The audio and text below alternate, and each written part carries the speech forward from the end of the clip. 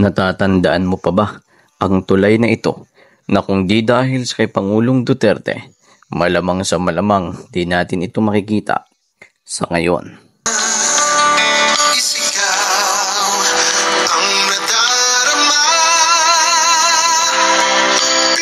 Napakasakit nga lang isipin na yung isang taong ginawa ang lahat kung papaano pagandahin ang Pilipinas ay yun, pinadala, pinakulong ng Marcos admin doon sa The Hague.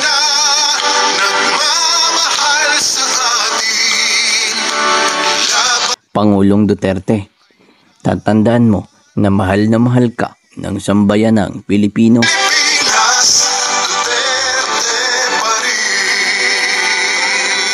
Nung naging presidente si dating Pangulong Rodrigo Duterte, ay mas inuna, mas inisip niya ang NCR. Hindi lamang yan, maging ang buong Pilipinas, kung papaano ito pagandahin, kung papaano ito ayusin, sapagkat alam naman natin kung paano talaga nabulok, kung papaano nasira itong Pilipinas sa mga nakaraang administrasyon.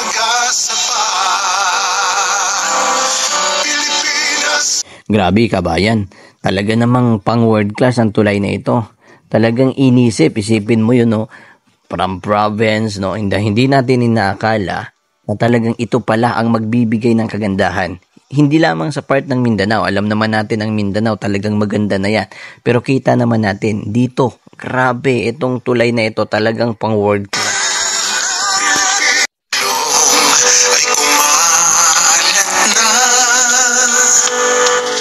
Sayang nga lang, talagang hindi nagkaroon ng continuity ang marami sa naging project ni Pangulong Rodrigo Duterte.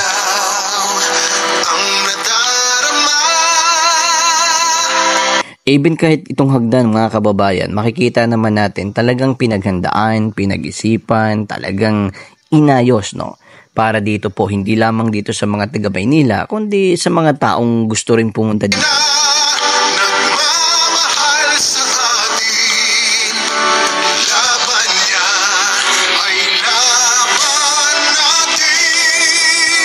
Hindi natin masisisi itong libo-libong mga kababayan natin na talagang minahal nila si Digong, no? Talagang binuto nila si Sara. Isipin nyo naman, sa napakaraming presidente, si former President Rodrigo Duterte lang ang talagang mayroong pinakamataas na ratings, trust ratings, no? Bago siya bumaba bilang Pangulo ng Pilipinas.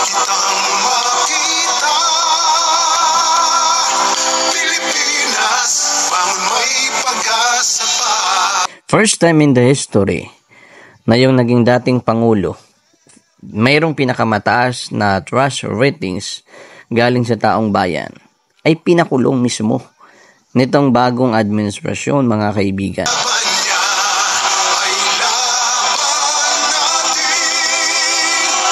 Isipin nyo ho, hindi lamang ho itong tulay na ito, maging yung ilalim nito, itong Ilog Pasig sa napakahaba ay talagang binigyang pansin. Alam naman natin dati nung hindi pa siya Pangulo ay talagang lumalangoy ito sa tubig, sa basura, no? Ganon ang sitwasyon ho dito. But at this time, talagang pinagplanuhan, inayos ng itong administrasyon ni former President Duterte, and sayang, hindi ho Duterte ang naging Pangulo ngayon.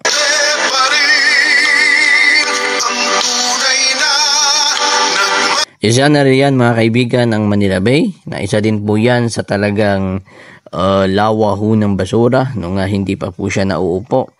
Pero nakikita naman ho natin until now, talagang andyan pa rin yung mga tinambak na mga buhangin, yung mga kung gaano kalapad yung mga tinambakan na buhangin. Marami ho naging kritiko dyan the time, but at this time, nakikita natin na hindi pa rin wawala yung mga tinambak ho na mga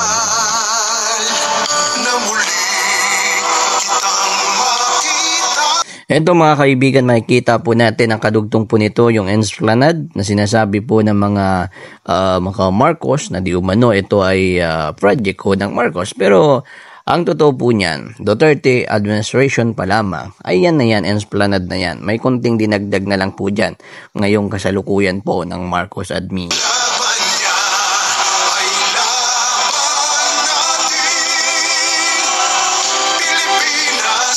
Kita nyo po kabayan no? Dito naman tayo sa kabilang bahagi ng tulay upang maipakita ko sa inyo kung gaano nga ba kaganda ito. Hindi lamang doon sa kabila, sa right side, dito din sa left side, pumunta kami upang silipin kung gaano nga din ba kaganda ito dito sa bahaging ito dito ng tulay ho na ito. Ito yung tinatawag po natin na Binondo Bridge.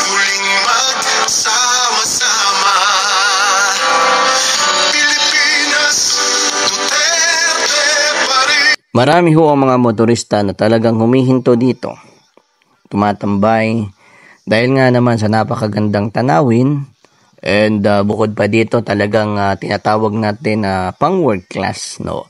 Itong tulay ho na ito. Kita nyo naman kung gaano ho kaganda, kung paano ho pinagplanuhan, inayos, pinaganda itong tulay ho na ito.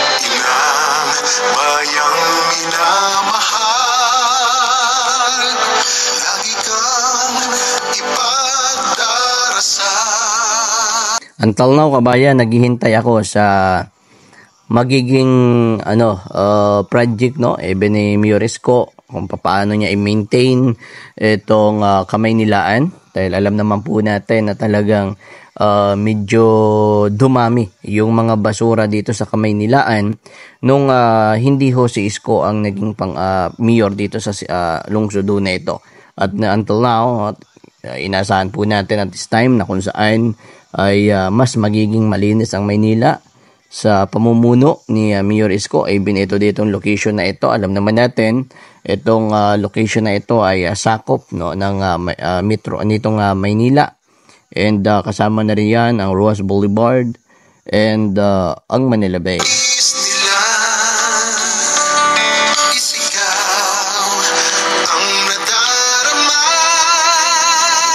Ito ang kabalang bahagi, and talagang meron din ditong lakaran. Ito kabayan, ang tulay ho na ito dinisenyo hindi lamang daanan ng mga etong sasakyan, bagkus meron din po dito talagang way para sa mga kababayan natin na nais pumasyal dito sa naturang tulay ho na ito.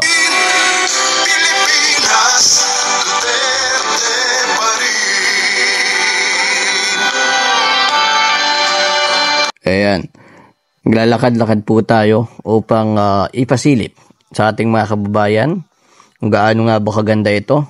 Although ilang beses na rin po ito ikinover ng mga media, pero dahil nga siya syempre marami po mga OFW, mga immigrant na gustong makita at masilayan itong lugar ho na ito. Marami po sa kababayan natin ang hindi pa ito alam, hindi pa ito nakikita, kaya at this time ipapakita ko ho sa inyo.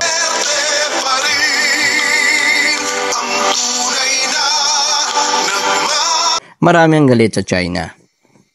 Sinasabi nga po na mga kritiko ng mga Duterte na sila di umano ay pro-China. Maraming ganon. Pero yung mga kritiko, bumibili naman yan ng mga product from China, kabayan. At para po sa kaalaman ng lahat, ito po ay partner dito, ang China, nung ginagawa po itong tulay ho na ito, kaibigan. Dito sa bahaging ito, naglakad-lakad ako. And talagang na-amaze ako for the first time na ako din po ay naglakad dito, dahil una kong pumunta dito, ako po ay nagmotor kaya hindi po ako nakapaglakad-lakad. Kaya at this time, talagang ito kabayan, medyo madumi nga lang itong mga bahaging sa yan, kita nyo naman, hindi maganda. Dahil nga syempre hindi naman si Mayor ang naging Mayor that time nung ilang taon ang nakakaraan. Kaya expected na po natin yan. But sa ngayon, inaasahan po natin na mas magiging okay ulit dito. Magiging malinis. Ipa-flashing na naman ito nitong kasalukuyang Mayor ng Maynila.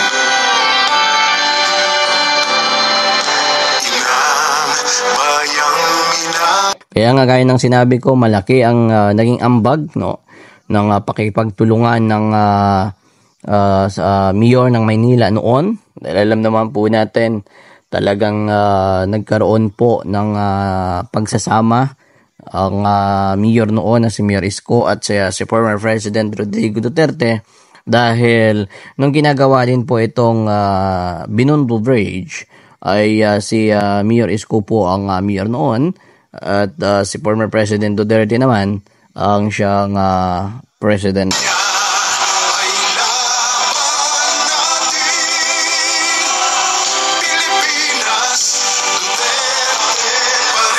Ito mga kaibigan, kita nyo po, kitang-kita nyo ng buong buo. Marami ho ang namamasyal dito gabi-gabi. Yan, kita nyo naman kung gaano ho kaganda yan. Nakakalungkot nga lang dahil isa naging project ng Duterte administration, yung Manila Bay na until now. Hindi ko alam kung bakit, maging ako din ay nagtatanong kung bakit until now, yung mga CR doon, mayroon kasing pinagawa doon na 2 CR and talagang hanggang sa ngayon ay hindi pa rin po nagagamit ng ating mga kababayan.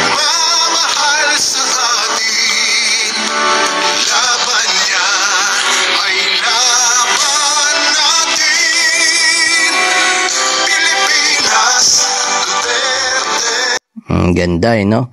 Kaya marami talagang humihinto dito ng mga motorista. Ayun no, kaibigan no. Nagiging tambayan. Lagi kang ipagdarasal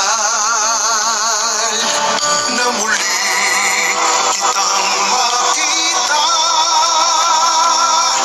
Pilipinas, bangon may pag-asa pa. Sa bahaging ito kaibigan, tayo po ay pababa na. And ipapakita ko rin sa inyo yung bahaging baba nito nang sa gayon makita nyo kung ano po ang sitwasyon. Talagang napakaganda. Talagang pinag-isipan at pinaghandaan talaga ng Duterte administration. No? Sabi ko nga siguro kung naging Pangulo si Inday, yung topic namin ngayong mga vlogger ay hindi pa mumulitika, hindi talking about the politics. Bagkus ipapakita sana sa inyo kung ano ang sitwasyon, kung ano yung kanilang mga ginawa. Kaso nga lang ako din naman po ay sumuporta kay Bongbong Marcos, pero napagdesisyonan ko ako ay mag-withdraw ng support, no? Sapagkat alam ko sa aking sarili na talagang Duterte, no? Ang siyang meron talagang ginagawang mabuti para sa ating inang bayan.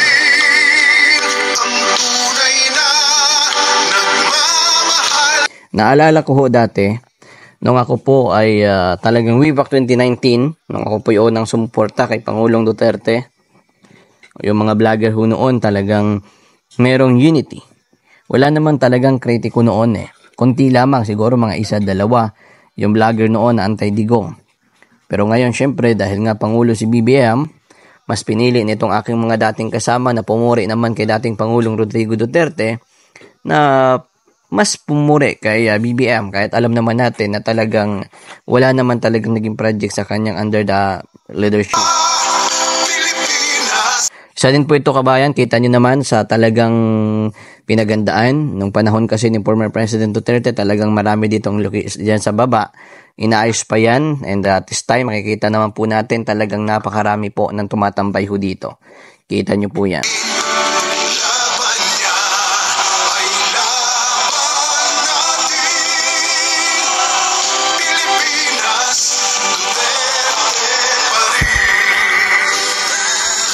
Kaya nga po, marami akong in-interview.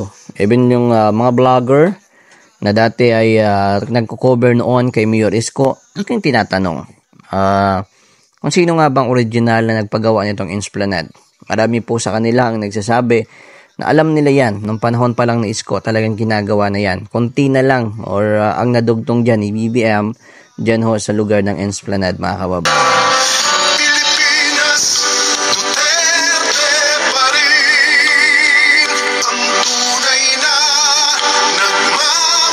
Parang ganyan lang din. Katulad lang din yan ng LRT1 from Baclaran to Cavite, na kung saan si Digong ho ang nagpagawa at kinover ho yan ng mga vlogger ngayon na kay BBM.